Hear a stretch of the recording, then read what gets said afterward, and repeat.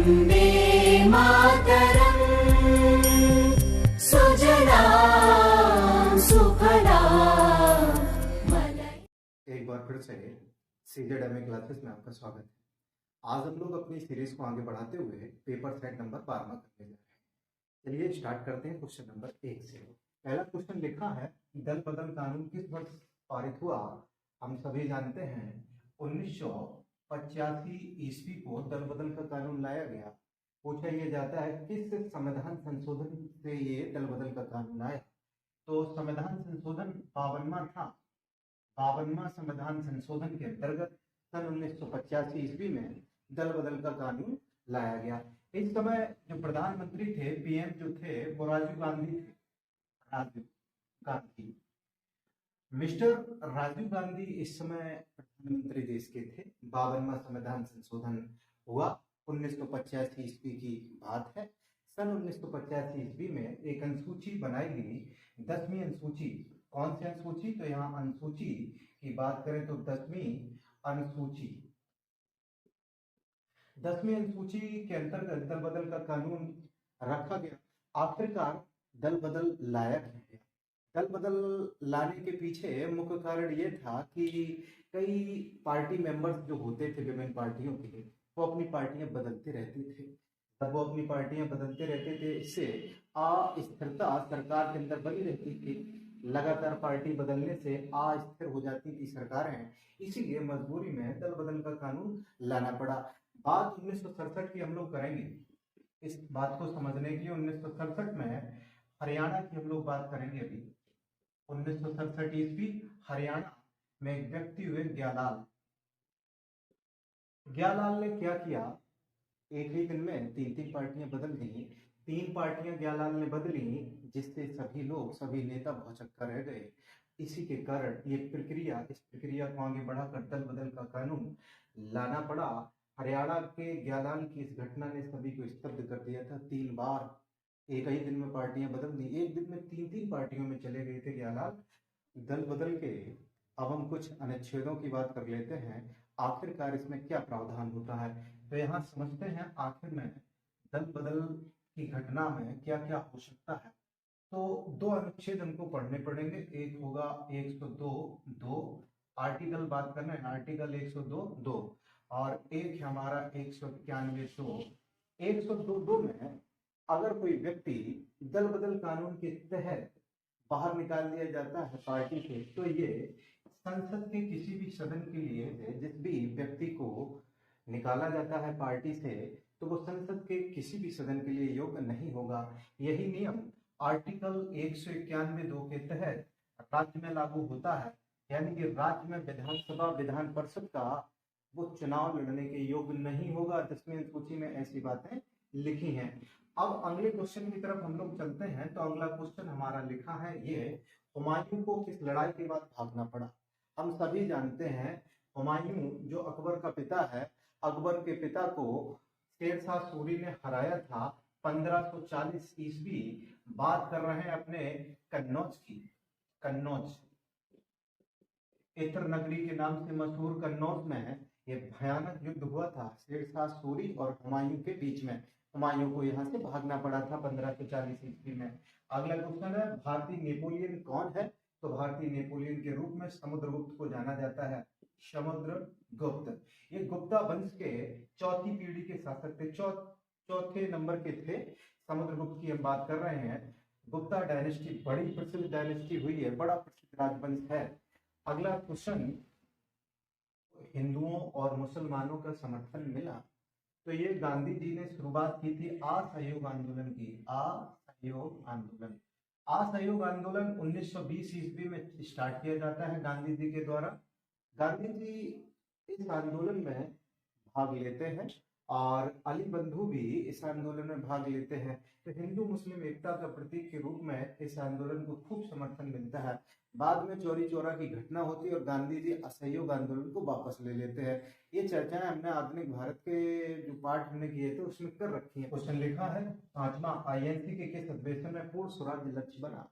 तो ये अधिवेशन हमारा हुआ था लाहौर में। लाहौर अधिवेशन में पूर्ण स्वराज का लक्ष्य कहा गया। तो ये 31 दिसंबर 1929 की बात है। अगला क्वेश्चन है, अंग्रेजी शिक्षा को किस गवर्नर जनरल ने स्वीकारा? तो यहाँ गवर्नर जनरल की अगर बात करें तो बेंटिंग था। बेंटिंग को ये सजेशन देता है लॉर्ड मैकाले। अंग्रेजी शिक्षा का प्रस्तावक के रूप में हम उसको कह सकते हैं। अंग्रेजी शिक्षा का अग्रदूत लॉर्ड मैकाले को माना जाता है। लॉर्ड मैकाले यहाँ हिंदुस्तान में चाहता था कि अंग्रेजी शिक्षा दी जाए, जिससे उसे हिंदुस्तान के अंदर आसानी से छोटे मोटे जो क्लर्क के पद हुआ करते थे उस समय, वहां अंग्रेज ना नियुक्त करके यहीं के भारतीयों को नियुक्त कर दे, क्योंकि अंग्रेजों को ब्रिटेन से लाकर यहाँ नियुक्ति देना बहुत ज्यादा खर्चा वाला पड़ता था सौदा, यानी कि धन ज्यादा देना पड़ता था अगर ब्रिटेन से यहाँ लोगों को नियुक्ति दे रहे थे। तो लॉर्ड मैकाले ये सोचता है कि क्यों ना यहीं के लोगों को तैयार किया जाए, उनको छोटे मोटे क्लर्क के काम करवा दिए जाए, वो दे दिए जाए। तो इस उद्देश्य से लॉर्ड मैकाले ने अंग्रेजी शिक्षा का प्रस्ताव दिया। बेंटिंग इसको कर देता है पास। तो बेंटिंग मैकाले फिल्ट्रेशन सिद्धांत देता है, निस्यंदन थ्योरी दी। निस्यंदन थ्योरी का मतलब क्या था? तो ये मैकाले कहता था कि उच्च वर्ग को शिक्षा दीजिए, वो छनती हुई धीरे धीरे नीचे पहुंच जाएगी। फिल्ट्रेशन थ्योरी के नाम से इसको जाना जाता है। मैकाले उच्च जो लोग होते थे, उच्च वर्ग के जो लोग होते थे, उच्च जाति के लोग जो होते थे, उनको शिक्षा देने के पक्ष में था। अब ये मानता था, ये विश्वास करता था कि धीमे धीमे छनते छनते नीचे तक पहुंच जाएगी। इस मैकाले ने फिल्ट्रेशन थ्योरी दी। गॉडविन ऑस्टिन क्या है? गॉडविन ऑस्टिन को हम लोग केटू के नाम से जानते हैं। एक पर्वत है। गॉडविन ऑस्टिन का दूसरा जो नाम है वो केटू है। इसकी अगर ऊंचाई की बात करें तो ये लगभग 8011 मीटर ऊंची एक चोटी है। जापान में, ताइवान, फिलीपींस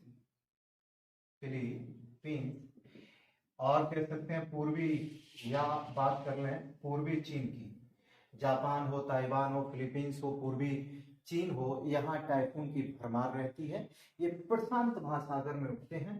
प्रशांत महासागर की हम लोग बात कर रहे हैं। प्रशांत महासागर बात करें तो वहाँ ये टाइफून की भरमार रहती है।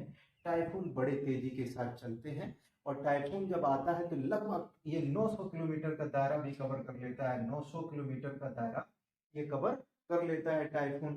बड़ी ही तेजी के साथ ये चलता है। अगर हम बात करें तो ये मुख्य रूप से एशिया से संबंधित हो गया। हम सब जानते हैं कि ये जो देश हैं वो एशिया से संबंधित हैं। अगले हम क्वेश्चन की तरफ चलते हैं। तो अगला क्वेश्चन लिखा है, अंतराय क्या है? तो सरकार द्वारा जो मदद दी जाती है उसको हम अंतराय कहते हैं। सरकार द्वारा की जाने वाली मदद, सरकार के द्वारा मदद, अंतराय। अगला क्वेश्चन है, WTO का दूसरा नाम क्या है? तो GATT, गेट के नाम से इसको जाना जाता था पुराने समय। गेट जो था नाम WTO का, तो WTO कब आया? WTO की हम लोग बात कर लेते हैं। ये 1995 ईस्वी में, 1 जनवरी 1995 ईस्वी को ये आता है। गेट की बात कर लें तो गेट का मतलब क्या होता है? बेसिकली हम बात कर लेंगे गेट का फुल फॉर्म क्या होता है। तो WTO का जो फुल फॉर्म होता है वो W का मतलब हो गया वर्ल्ड, और T का मतलब हो गया ट्रेड, मतलब व्यापार, O फॉर ऑर्गेनाइजेशन।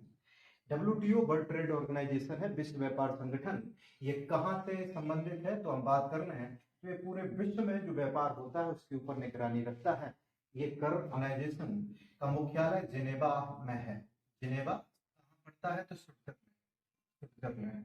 बड़ा ही खूबसूरत देश है स्विट्जरलैंड। इसकी राजधानी कहाँ है स्विट्जरलैंड की? तो बर्न है, जिनेवा नहीं, ये समझ लीजिए। WTO का मुख्यालय जिनेवा में है।